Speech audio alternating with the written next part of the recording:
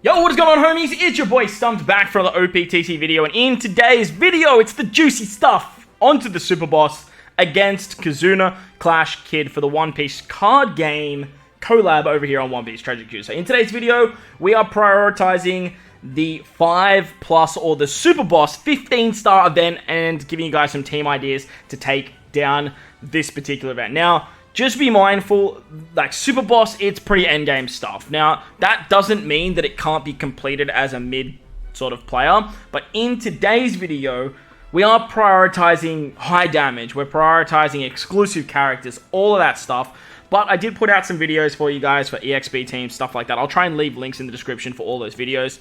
And if you guys really want me to, if you guys request it hard enough, get a bunch of likes on this video, smash the subscribe button, hit the bell notification if you are a subscriber already, then look, we'll look at some other teams that really don't use those exclusive characters. But this one, it's a bit of a doozy. It's not your average Super Boss. It is a celebration Super Boss, but it is on the month that is a little bit harder. Stereotypically, we have two Super Bosses, one for Anniversary, one for New Year's, that is catered more towards the earlier game players and like the characters that released. This and the Global Anniversary can be incredibly challenging. Now, if you use Kaido and Croc in the 10-star, they're going to give you more Super Boss tokens. That's going to work really well. And you kind of want to build up as many as possible to actually take this event down and sort of gather your alliance together. So comment in the comment section if you guys need alliances. Join the Discord, find some friends, because this one's going to be a doozy, and let's take a look at some teams. Alright, so we're going to kick it off with the Dex variation of the 15-star event. Fighter and Powerhouse characters get all the good stuff. On stage 2, your captain takes 10 turns of despair. Now, this will go down to 7 after sockets.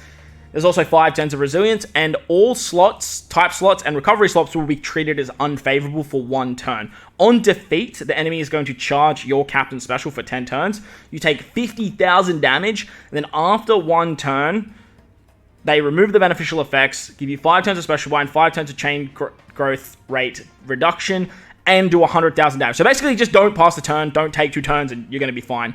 You really want to make sure that you kill here. Remember, you can use your captain's special to actually do some damage here as well. On the final stage, there is full immunity, except for increased damage taken. This enemy becomes a super type, puts up 6 turns of threshold, has 6 turns of paralysis, and an intimidation for an attack boost that reduces it by 1 turn. You then get 1.5 times slot multiplier to Wano recovery and tandem slots instead of being matching, so that's a little bit annoying there. And then if you increase your slot multiplier change or like your favorable slots, your crew is going to get a 99% heal, as well as a random crewmate swap. So they are really catering this fight to utilizing the new Luffy and the new Kobe. But remember, in today's video, we aren't using the new batch, so the first team looks a little bit like this. It is led by Rush Kaido and uses a friend Captain Luffy. Friend Captain Luffy helps with the paralysis. He's going to give us a 2-turn attack boost. He's very good for this fight. But on stage 2, we're going to be utilizing, that is not the character that I want. We're going to be using the lead performers. Now, they remove 5 turns of despair, as well as having the ulti support to remove 7 turns. So that way you're covered across the board here.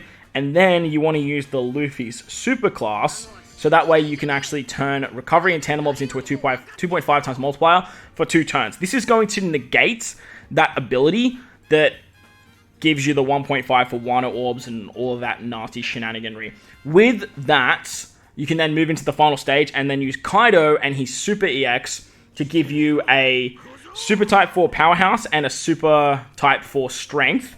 Then he gives your top row Wanos and he does the increased damage taken, which is really nice. So we're going to actually get access to that because we have Big Mom, we have the lead performers on the team. Plus, here's a Rush unit, which just provides so much more damage.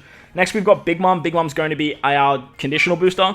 She allows us to get 2 conditions, so that way we can use her and Kaido for a burn and an increased damage taken conditional. The Sweet Generals are going to be our color affinity booster, as well as our chain booster. They work great because they also trigger the Luffy Super EX alongside Jinbei. Now, Jinbei is going to be our threshold remover alongside the Perispera support. But if you guys have the new Kobe, you can just use the new Kobe here. The new Kobe is going to work exceptionally well on this team over something like Jinbei. So that way you can swap into Captain, get the base stats as well, and then you can get the extra TND multiplier. When you do that, the enemy can't do a Captain swap because Kobe's already activated the Captain swap, so you're going to be fine there.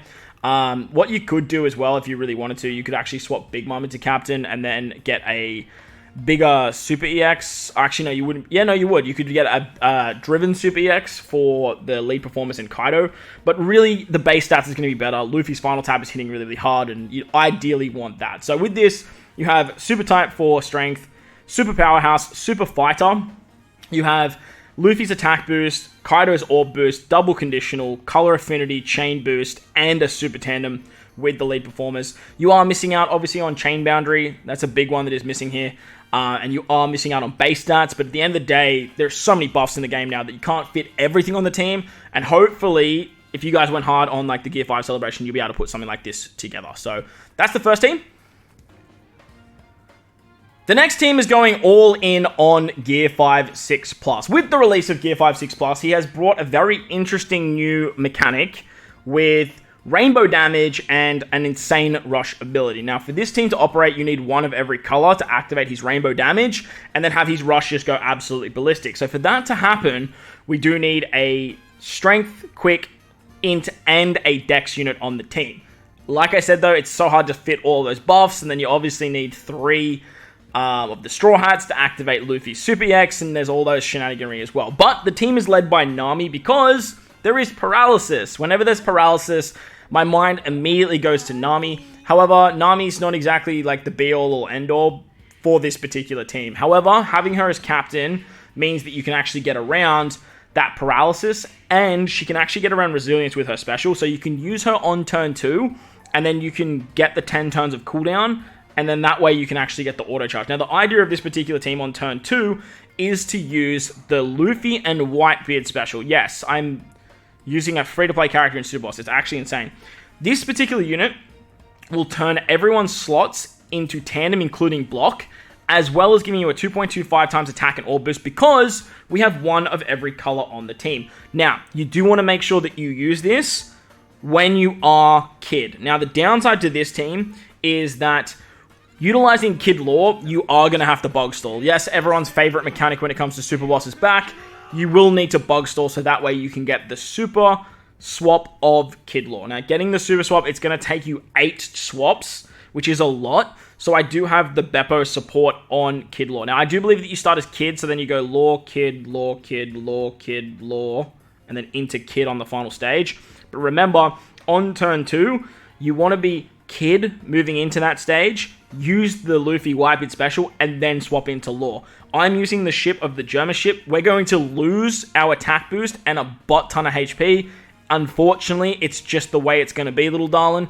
But that's not going to be the end of the world because we're going to get that HP back on the final stage. Once you switch back into Kid lore with their super swap, that way you actually go into your int character, you get the bigger chain multiplicative, then you can use their special and their super EX to give you an attack boost for 2 turns, which becomes rainbow because we have one of every color.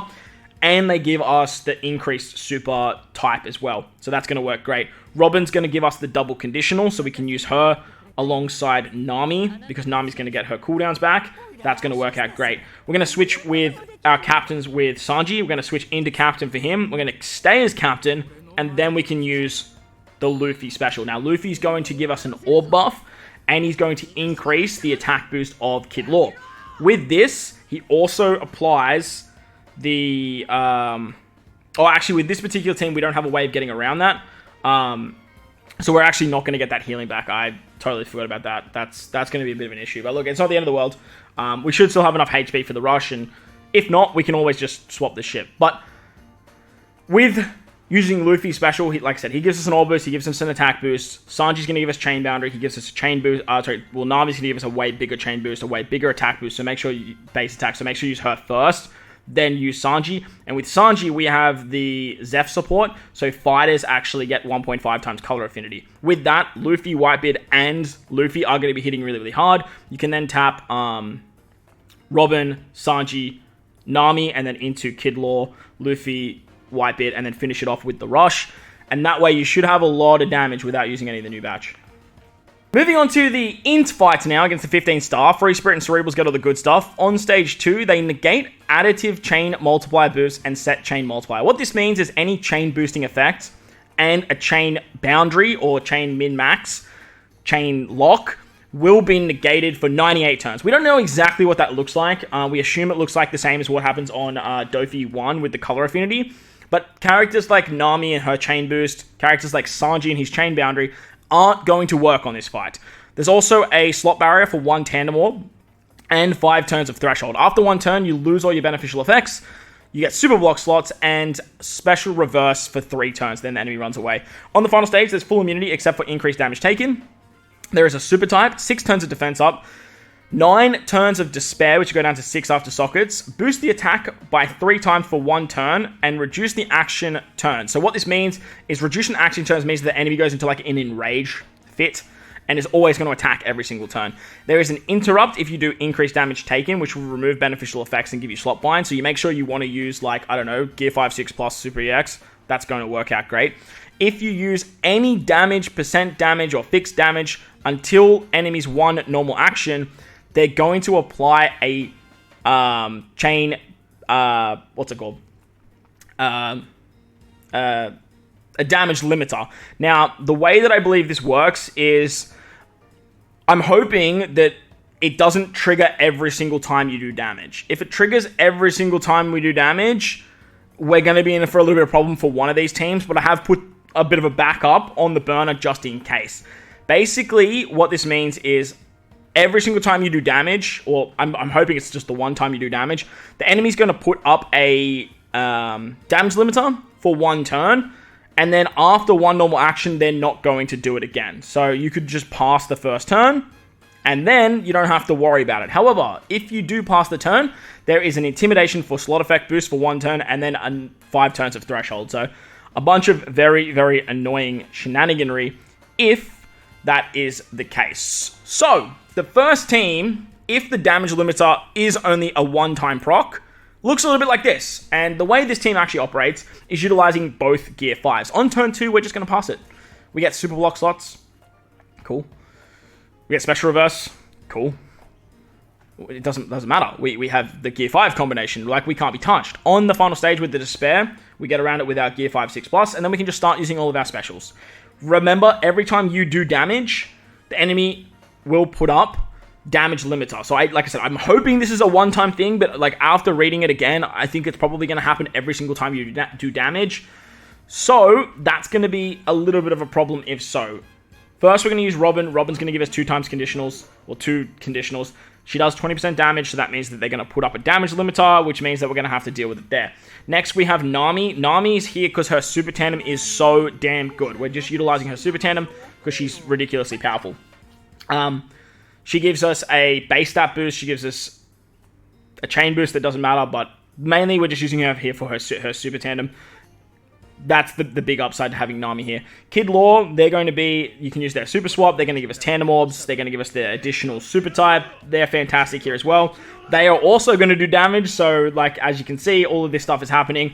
And then we have Sop Sop. With their super swap, you can get resistance. And then you can actually just use their special to give the, what's it called? The extra condition. They're also a base stat booster, but look, at the end of the day, it's not the end of the world. What you actually can do is you can use Nami on the first turn, and then you can proc that additional damage taken, and then you can move on to the second turn and do some shenaniganry there. But the idea here is when the damage limiter goes up, we're going to use Gear 5. Now, using Gear 5 is going to remove 1 turn of every effect on the opposition's team. So once we've done this, we use Gear 5, he's going to remove the damage limiter, but I'm really hoping that his damage doesn't put up the damage limiter once again. I'm hoping that the game registers that there already is a damage limiter available, and that way, it won't proc. Now, the problem here is that if it does proc again after using Kid Law, we're going to be in for a little bit of a sticky situation. So ideally, it doesn't proc after using Luffy. Luffy's going to give me a full board of Psy Orbs, and then ideally, I want to use Kid Law after that, and then I don't have the damage limiter at all. But if that's the case, if Luffy's special removes it and they don't put it up again, you can use the Beppo support on Luffy again. So remember, just use Luffy last if that is the case, that it triggers multiple times. But if it doesn't trigger on Luffy, you can use a Beppo support to give yourself a tandem orb, and then that way you can tap Robin, Nami, Luffy, and then into Sop, Kid Law, and then finish it off with the rush of your friend captain. And that should do some funky and fun stuff. But if the damage limiter triggers every single time, you are going to have to look at doing something funky, unless you have the Bardo support. If you have the Bardo support, you can chuck that on Nami. Use Nami to just activate Bardo's support, and then you can just move into the next stage. But with Gear 5, you can just die. And you just die and you're all good. But if you do just die and move into the next stage, then you will have to bring a 2-turn orb booster, so that way you can actually get around that. And with that, you can use something like Law. Now, utilizing Super Tandem Law over Kid Law means that you can actually get a 2-turn orb boost as long as you have an attack boost. Now, as I mentioned, you really want to make sure that you have the Beppo support on your Luffy, so that way you can actually give yourself a tandem orb. Remember, like, this is if the damage limiter does re-proc after using Luffy special, because you can get tandem orbs with Kid Law. It's just really annoying that interrupt is for orbs, because if not, then you could just, you know, use Luffy, and then Luffy would give you that orb buff. But Super Tandem Law is going to be your next best option if you don't have Shanks. If you have Shanks, you could easily just use Shanks over this particular unit. But this guy's really good because he can not only give you a 2.5 times orb boost for 2 turns, but he also gives you the tap timing, which means that your perfects are going to go up to 0.6. Now, ideally, you can still start the chain, provided your Law is at level 4 or higher. You can start the chain with Law, then tap Robin into Nami. Because you're breaking Law's Super Tandem chain, you can then activate Nami's Super Tandem, so you tap with Gear 5 4th into Sop, so that way you've got the tandem for Gear 5, and then Sop's hitting really, really hard as well because he's got the Shank support, and then you can finish it off with the rush of your friend captain, doing a lot of damage there, literally just banking on the back end of Gear 5. Remember, you are just going to have to pass a turn on turn 1 and just basically die. If you have Bardo support, you can easily use Bardo support on Nami and then just do 2 taps with Nami and then just get the, what's it called? The resilience for the next turn. That's going to be a lot of extra damage for you. I think it's about 10%. So if you guys have that, slap that on Nami, hit 2 perfects and call it a day. But this particular team's still going to have a color affinity booster with Luffy, double conditional with Robin, orb boosting and tap timing with Law, base stats with Nami and her super tandem, the resistance with Sop and their other conditional, and then finally an attack boost with Luffy. Now, Luffy, remember, he's going to increase the orb boost of Law, so your Law is going to be at 2.75, your attack boost is going to be 3 times, and with this team, it should do some pretty nice stuff. If you have Aura Jackson level 12 as well, you're going to do even more damage. And with that, that's going to round out our video. I hope you guys enjoyed this one. If you did, make sure to go down there, belt the like button, hit the subscribe button, do all that good stuff. Most importantly, wherever you guys are in this beautiful world, please remember to enjoy the rest of your day. As always, homies, thank you for watching, and I'll catch you all in the next one.